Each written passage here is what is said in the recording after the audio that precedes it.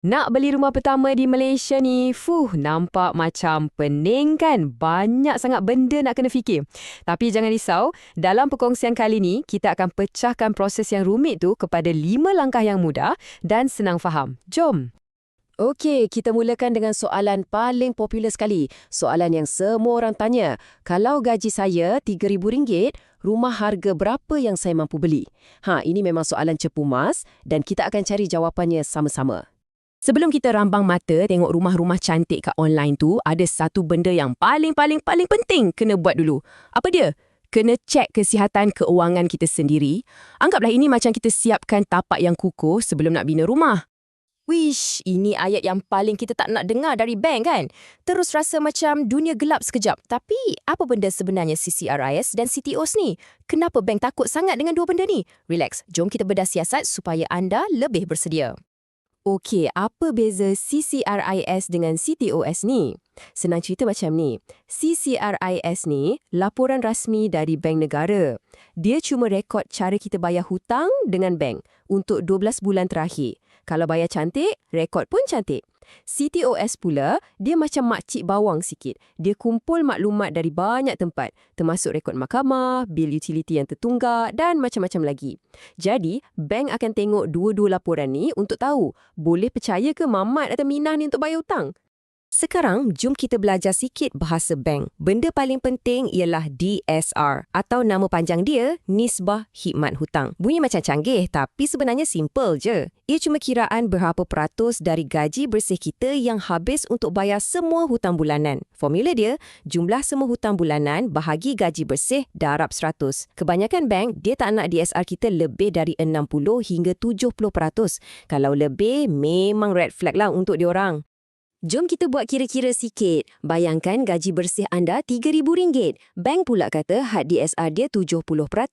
Maksudnya, jumlah hutang bulanan anda tak boleh lebih RM2,100. Katalah sekarang anda dah ada komitmen bayar kereta dan PTPTN sebanyak RM500 sebulan. Jadi, RM2,100 tolak RM500, baki yang anda ada untuk bayar ansuran rumah baru ialah RM1,600. Dengan bajet bulanan sebanyak tu, kita boleh anggarkan anda layak untuk pinjaman rumah berharga sekitar RM300,000. Nampak tak? Macam tu je cara kiranya.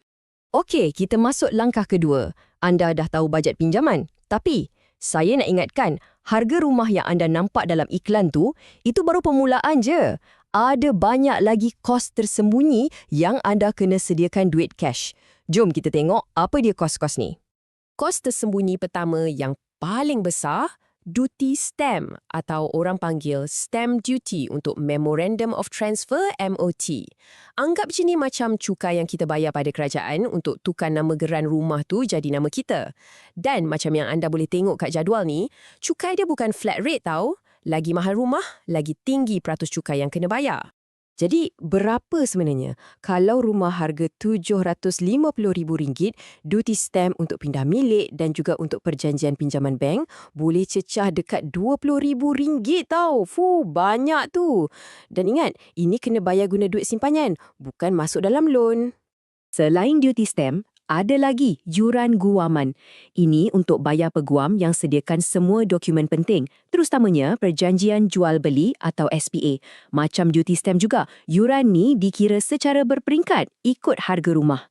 Untuk rumah yang sama, yang harga RM750,000 tu, yuran guaman sahaja dah lebih kurang RM8,750.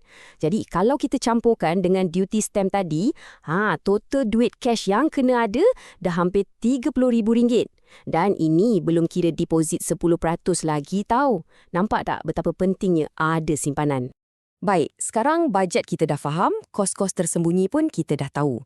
Tiba masanya untuk soalan besar yang seterusnya.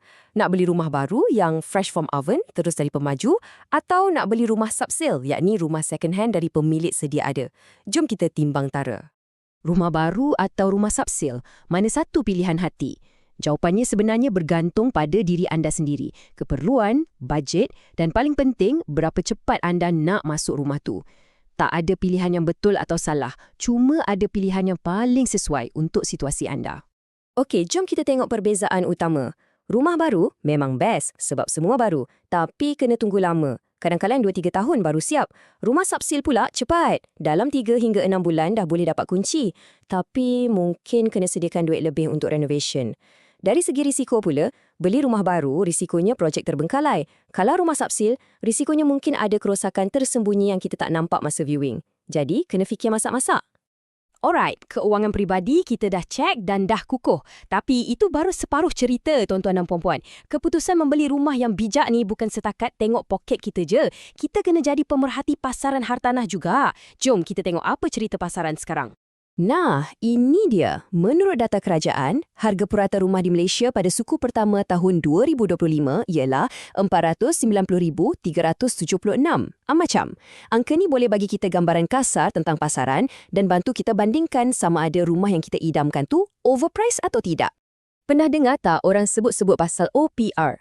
OPR ni pada asasnya macam suis utama atau remote control untuk kos pinjaman kat Malaysia. Bila bank negara naikkan atau turunkan OPR, ia akan bagi kesan terus pada interest rate pinjaman perumahan kita. Jadi, ia sangat penting. Jadi, apa untungnya untuk kita? Bila bank negara turunkan OPR macam yang berlaku pada Julai 2025, pinjaman jadi lagi murah. Bayaran bulanan kita mungkin turun sikit dalam RM70 ke RM100. Nampak macam sikit kan? Tapi cuba darab dengan 30 tahun tempoh pinjaman. Banyak tu. Inilah antara waktu terbaik untuk beli rumah sebab kos meminjam lebih rendah. Dan untuk langkah terakhir, ada berita baik ni. Kalau anda rasa macam, aduh susahnya lah nak lepas loan bank biasa ni, jangan putus asa dulu. Kerajaan ada sediakan beberapa skim khas yang memang direka untuk bantu orang macam kita. Ini soalan untuk ramai geng-geng kita yang kerja sendiri. Geng gig ekonomi, freelancer, peniaga kecil-kecilan, tak ada slip gaji tetap. Jadi macam mana nak yakinkan bank? Memang satu cabaran besar. Tapi ada jalan penyelesaiannya. Inilah jawapannya. Kenalkan Skim Jaminan Kredit Perumahan atau nama glamour dia SJKP. Skim ni memang champion sebab dia dicipta khas untuk mereka yang tak ada pendapatan tetap.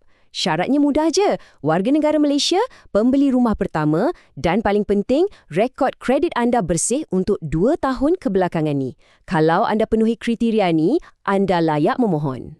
Dan part paling best, paling power pasal SJKP ni, tengok ni. Dia boleh tawarkan pembiayaan sampai 120%. Apa maksudnya tu? Maksudnya, anda bukan je boleh dapat loan 100% untuk harga rumah, tapi ada lagi 20% tambahan untuk cover kos-kos lain macam yuran kewaman, duty stamp, malah duit untuk renovate sikit-sikit. Ini betul-betul satu game changer sebab masalah utama ramai orang, duit deposit, dah selesai. Jadi, itulah dia. Kita dah lalui 5 langkah utama. Cek keuangan, faham kos sebenar, pilih rumah baru atau subsale, kaji pasaran dan akhir sekali, kenal pasti bantuan khas yang ada. Sekarang, anda dah ada peta yang lengkap. Persoalannya, dengan semua ilmu ni, apakah langkah pertama yang akan anda ambil untuk merealisasikan impian memiliki rumah sendiri? Bola sekarang di kaki anda.